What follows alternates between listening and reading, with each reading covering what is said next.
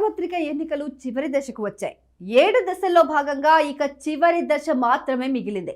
చివరి దశ పోలింగ్ వచ్చే నెల 1న జరగనుంది. స్వతంత్ర భారత్ చరిత్రలో ఎటువంటి ట్రెండ్ లేకుండా జరుగుతున్న సాధారణ ఎన్నికలు ఇవేనని అంటున్నారు. ప్రచారంలో మాటల తూటాలు పేల్చుకుంటున్న పార్టీల హడావుడి తప్ప ఈ సాధారణ ఎన్నికలపై జనం పెద్దగా ఆసక్తిగా లేరని అంటున్నారు. 10 ఏళ్ల పాలనలో మోడీ వైఫల్యాలపై తీవ్ర ప్రజా వ్యతిరేకత ఉందని పరిశీలకులు విశ్లేషిస్తున్నారు. అదే సమయంలో ఆ వ్యతిరేకత విపక్ష కాంగ్రెస్ కూటమికి పెద్దగా సానుకూలత ఏర్పరచలేదని అంటున్నారు. అయితే ప్రచారంలో భాగంగా ప్రధాని మోదీ విపక్షాలపై మరీ ముఖ్యంగా కాంగ్రెస్ పై చేస్తున్న విమర్శలు ఆయనలోని ఫ్రస్ట్రేషన్ కు నిదర్శనంగా ఉన్నాయని పరిశీలకులు విశ్లేషిస్తున్నారు. 10 ఏళ్లు అధికారంలో ఉండి కూడా గతంలో కాంగ్రెస్ చేసిన తప్పిదాలనే ప్రస్తావిస్తూ ఆ తప్పిదాల వల్లే దేశం తీవ్రంగా నష్టపోయిందనడం దేనికి సంకేతమని వారు ప్రశ్నిస్తున్నారు. ఎప్పటి వరకు జరిగిన 6 విడతల పోలింగ్లో 486 లోక్సభ స్థానాల్లో ప్రజల తీర్పు ఏమిటన్నది ఈవీఎంలలో నిక్షిప్తమైంది.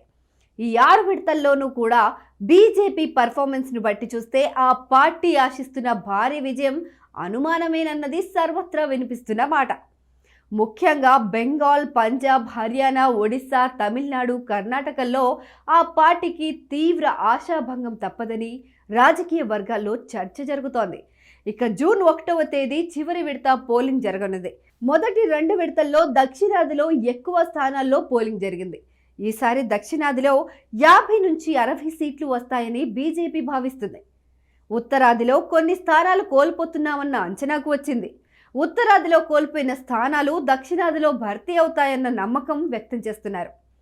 తొలి విడత పోలింగ్ ముగిసిన క్షణం నుంచి మోడీ ప్రచార శైలిలో మార్పు వచ్చింది.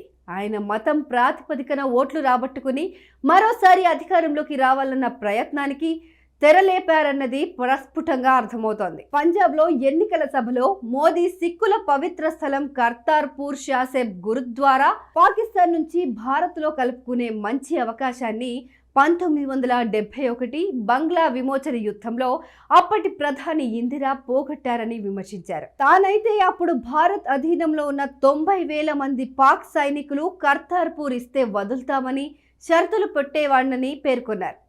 ఇది నిస్సందేహంగా సిక్కు ఓటర్లకు గాలం వేసే వ్యూహంగానే భావించాల్సి ఉంటుంది.